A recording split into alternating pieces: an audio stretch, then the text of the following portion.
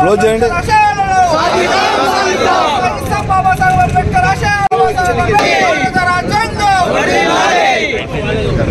బాటకు రాగమై పొరుబాటకు రాగమై పొరుబాటకు రాగమై గుండెలల్లో ఆహా గుండెలల్లో ఓహో గుండెలల్లో నిలిచిపోతారా మానీయుల్లారా చుక్కలై వెలుగుతున్నారా మానీయుల్లారా దండమో మాదిన బంధులకు మానీయుల్లారా అందుకొండు పేదల్లా దండాలు మానీయుల్లారా అందుకొండు పేదల్లా దండాలు మానీయుల్లారా.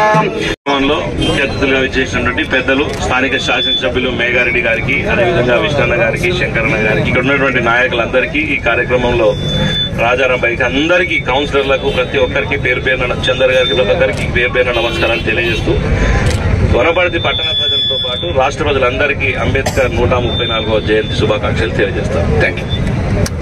ఈరోజు భారతరత్న శ్రీ బిఆర్ అంబేద్కర్ గారి 134వ జయంతి సందర్భంగా వనపర్తి కేంద్రంలో అంబేద్కర్ చౌరస్తాలో అంబేద్కర్ గారికి ఇప్పుడే మనం పూలమాలలు వేసి ఈ కార్యక్రమంలో వనపర్తి మన టౌన్ అధ్యక్షులు చందర్ గారు, మిగతా మన అంబేద్కర్ కమిటీ సభ్యులు, కమిటీ పెద్దలందరూ ఉన్నారు.